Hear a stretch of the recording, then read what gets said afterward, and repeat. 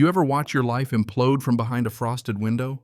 I did right there in my kitchen mug in hand, staring out at a tow truck dragging my big Ford F-250 plow, still attached down the street like some twisted prize. Let me tell you, in that moment, I knew Brenda Carmichael, our dear HOA president, had just made the dumbest mistake of her little reign.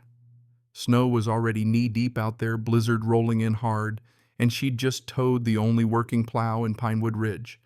That's how you start a disaster movie, not a Tuesday afternoon. Maybe I should back up. I'm Marcus O'Brien, and for 3 years I'd been the unofficial snow guy in this Colorado subdivision. Not because anyone paid me, not because I had to, but because I own a landscaping business, and well, it felt good to help folks out. Little old Mrs. Patterson could get to her doctor. The kids didn't have to trudge to the bus in boots twice their size. No one ever thanked me, but honestly, I was fine with that. Felt like I belonged here. Then Brenda took over as HOA president 8 months ago.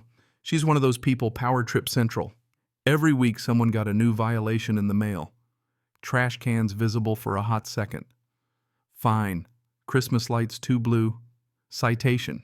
Me 3 infractions for commercial equipment. I paid, kept my head down. I don't like drama. But that day she called in a tow on my plow because it sat in my driveway more than 48 hours. In the middle of a blizzard warning. I mean, come on, who does that? Apparently Brenda does. I'm standing there, boots crunching on the porch, snow coming down sideways. I text my neighbor Jeff. Yeah, that was my truck. He fires back. Are you kidding? That's your personal truck. I call the impound. Woman on the line sounds bored out of her mind. Yeah, it's $450 to get it out. Office closes at 5. We might close early. Good luck. Great. It's 3:30. Storm's ramping up. If I leave now, maybe I get the truck back. Maybe I die in a snowbank. Who knows? I call my wife Sarah. She's stuck downtown wrapping up work, eyeing the storm through her office window. You are not going to believe this one, I tell her, explaining the whole circus. She's quiet for a while. So what are you going to do? I'm tempted to say. To hell with it. Let Brenda and the board handle their own mess. Let them see what happens when you bite the hand that shovels. She reminds me gently, but you can hear it. What about Mrs. Patterson? The family's people depend on you. That stung, because she's right. But anger's a funny thing, isn't it? Sits in your chest, makes you want to torch the whole neighborhood just to make a point. The bylaws say the HOA is responsible for snow removal. They never paid me, never even thanked me. Let them figure it out. I pour myself a bourbon, sit down at the kitchen table, and pull out the HOA bylaws, real bedtime reading. Let me tell you. Section 12, sub D. The HOA is legally on the hook for snow removal. Section 8, sub A. No commercial vehicles in driveways over 48 hours, including trucks with plows attached. Technically, Brenda's got a point. But nowhere does it say Marcus O'Brien has to do anything. I start calling around. Every snow removal company in town is slammed. One guy even laughs. Pinewood Ridge. Good luck. That HOA's cheap and impossible. By the time the storm really sets in, wind howling snow up past my knees, my phone is blowing up. Jeff wants to help. Tim across the street is asking if I'm plowing. Mrs. Patterson texts, all careful and polite, worried about me. I don't answer. I just pour another drink. Sarah makes it home barely. She sees the look on my face, sits down with me. You didn't get the truck. Nope. And you're not going to nope. We eat in silence, the wind battering the windows. By morning, the world's white and buried. 63 texts, missed calls, and an email from Brenda. Classic Brenda formal cold. You have failed your duties. Unacceptable fines and penalties. She wants me to start plowing immediately or else. I can't help laughing. I write her back, polite but blunt. You towed my truck. No contract, no truck, no plowing. HOA is responsible. Good luck. 10 minutes later, she calls over and over until I finally pick up. She's furious. People can't get out, medical emergency at the Williamsons. My stomach drops. Janet Williamson's in her 70s, needs dialysis 3 times a week. Call an ambulance, I say. They can't get through. Well, maybe you should call a professional service. We tried. No one's coming. You're really going to let an old woman die over a parking violation, she snaps. That's the guilt bomb. But you know what? She towed my truck. She flexed her little bit of power, now she's living with it. I hang up, shaking. Sarah comes down, asks what's wrong. I tell her about Janet. You have to do something, she says. But what, my truck's impounded in Aurora? Then I remember Dave Henderson, 2 streets over, retired, still has an old Chevy with a plow. I call him. 20 minutes later, Dave's at my garage on a snowmobile, goggles fogged. I explain everything. So Brenda towed your truck and now she wants you to plow. Dave just shakes his head. All right, I'll get a path cleared for Janet, but that's it. My plow's barely hanging on. I owe him big. I text Janet's daughter, let her know help's coming, then call Brenda. Dave's plowing to Janet's. That's it. Unless the HOA apologizes, pays my fees, and signs a contract, I'm out. Her answer: we're gonna fine you $500 a day. Maybe put a lien on your house. Classic intimidation. I check the bylaws. She's bluffing, but it's annoying as hell. All day I get calls, some neighbors are supportive, some just want the streets cleared, a few call me selfish. Tim, whose wife is pregnant, texts, if she goes into labor and we can't get out, I'll never forgive you. That night, Sarah and I argue quietly, but you can feel the tension. What if you just went and got your truck when the road's open, plow one last time, then make them pay? She's right. But I'm stubborn. I want accountability, not just a Band-Aid. Next morning, sun finally breaks through. Still, the neighborhood's buried. Facebook group's a war zone. Brenda posts about my refusal to help. People are split, but then Dave jumps in, calls out the board, reminds everyone I've plowed for free for years, and Brenda towed the only plow. That gets folks thinking. Then Lauren, the HOA board secretary, calls. She voted against towing my truck.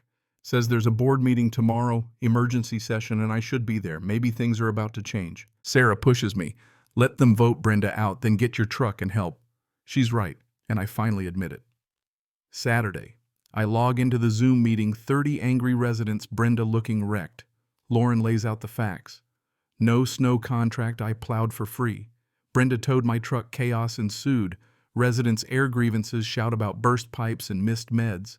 When they vote Brenda's out 3-1. She screams, threatens lawyers. Lauren mutes her. The board turns to me. Marcus, will you plow? We'll pay your fees and sign a contract. I say yes. I drive to Aurora, pay the ransom, get my truck. The impound guy just shakes his head when he sees the plow. Rough week. You have no idea. I plow all day exhausted, but the relief on my neighbors' faces makes it worth it. Mrs. Patterson brings cookies. Tim apologizes. Even Susan, whose son needed medicine, thanks me, sort of. That night, Sarah hands me a mug of hot chocolate. You did the right thing. Eventually, I say. Monday. Lauren emails my fees are reimbursed. But it's not over. A lawyer calls representing Janet and a few others. They're suing the HOA and Brenda for negligence. They want my testimony. I spend an hour going through it all, reliving every headache. Feels exhausting, but satisfying too.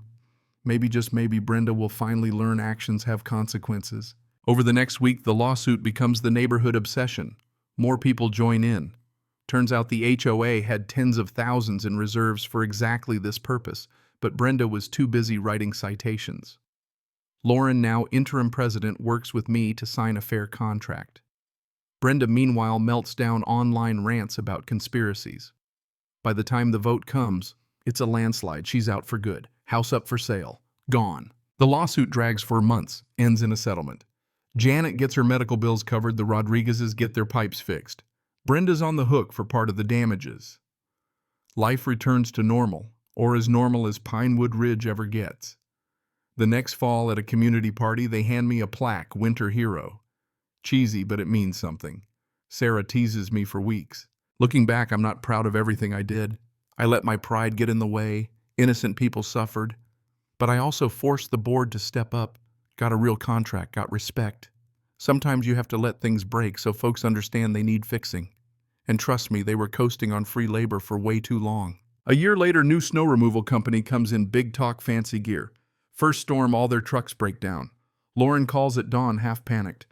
Any chance you can... I'm already putting on my boots. That's what neighbors do, not because of the rules, not because of the HOA, but because it's right.